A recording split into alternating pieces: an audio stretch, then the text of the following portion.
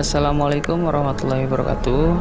Teman-teman, kita masih ada di Komplek Monumen Pancasila Sakti yang ada di Lubang Buaya.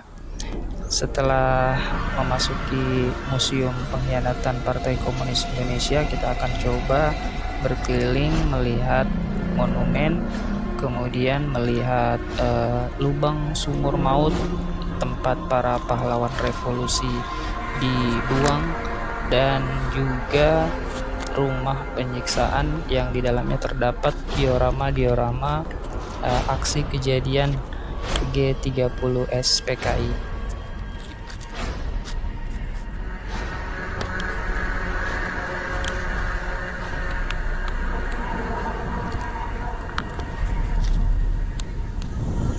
Monumen ini masih cukup terawat ya, walaupun dari hari ke hari pengunjungnya kelihatannya lebih sepi daripada tahun-tahun sebelumnya.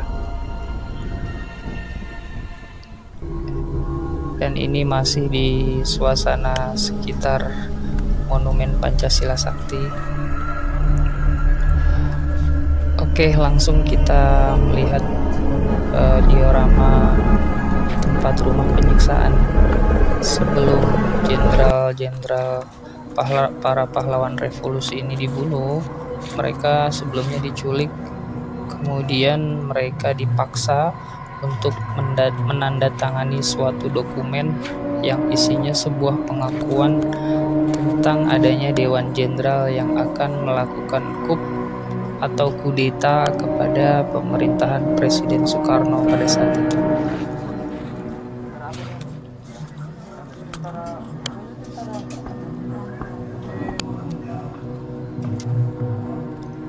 Rumah penyiksaan ini sebelumnya adalah milik salah seorang simpatisan PKI yang bernama Bambang Harjono, yang kemudian dialihfungsikan menjadi markas G30S. Dan disinilah tempat para pahlawan revolusi diculik, kemudian disiksa. Ada 6 jenderal dan 1 perwira pertama. Diorama-diorama yang ada di tempat ini dibuat berdasarkan BAP dari Bapak Sukitman, seorang polisi yang pada saat kejadian juga ikut tertangkap oleh gerombolan G30S. Gerombolan G30S PKI ini terdiri dari pasukan Cakrabirawa dan beberapa simpatisan Partai Komunis Indonesia.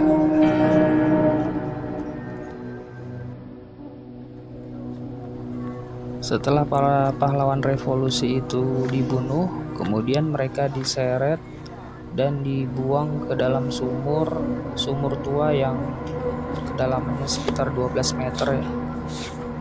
Inilah penampakan dari sumur tempat dibuangnya para pahlawan revolusi sebelum akhirnya berhasil dievakuasi. Alpo, cek di ruang-ruang namanya ketiduran.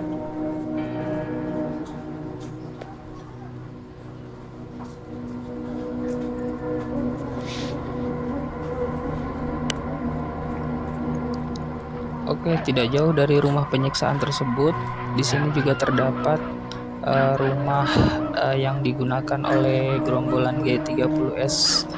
Jadi ada 3 rumah di sini ya. Di sebelah kirinya ada rumah yang dijadikan pos komando, dan kemudian ini rumah yang dijadikan sebagai dapur umum pada saat pemberontakan G30S PKI.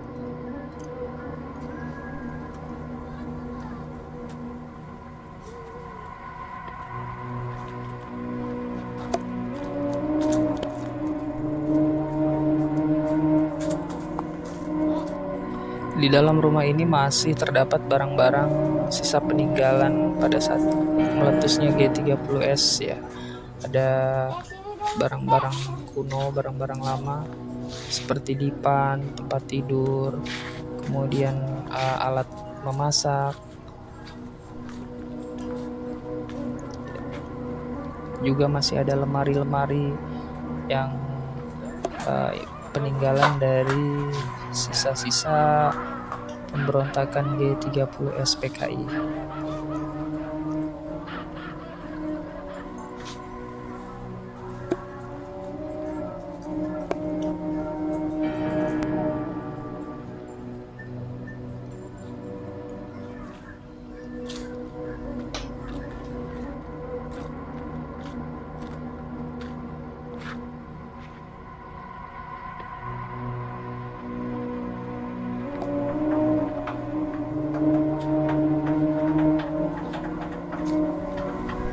Di monumen ini juga terdapat kendaraan-kendaraan yang dipamerkan, yaitu kendaraan yang digunakan oleh para gerombolan G30 SPKI ini ketika mereka mengadakan aksinya ya, ketika menculik dan membawa beberapa jenderal para pahlawan revolusi.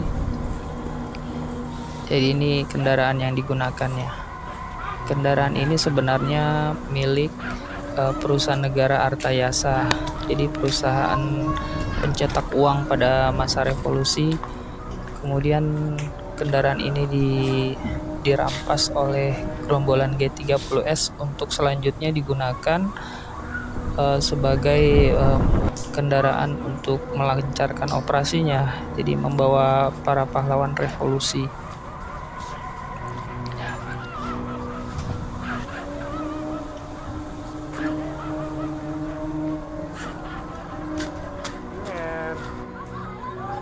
Untuk kendaraan sendiri di sini ada kurang lebih 4 kendaraan yang dipamerkan ya. Yang tadi adalah truk dari PN Artayasa yang digunakan untuk menculik para jenderal. Kemudian ini juga ada Panzer yang pada saat hari Angkatan Bersenjata 5 Oktober digunakan untuk mengangkut jenazah para pahlawan revolusi.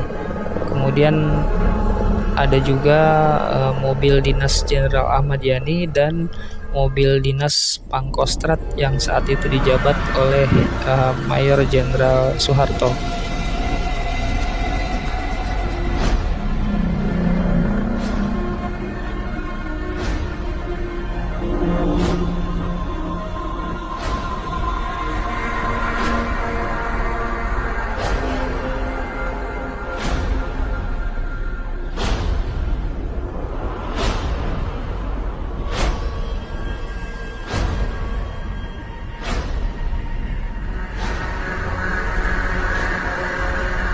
Dan untuk mengakhiri video ini, berikut kami tampilkan cuplikan pada saat prosesi pemakaman para pahlawan revolusi yang mereka jenazahnya diangkut melalui Panzer yang salah satunya tadi dipamerkan di Monumen Pancasila Sakti untuk kemudian dibawa ke Taman Makam Pahlawan Kalibata.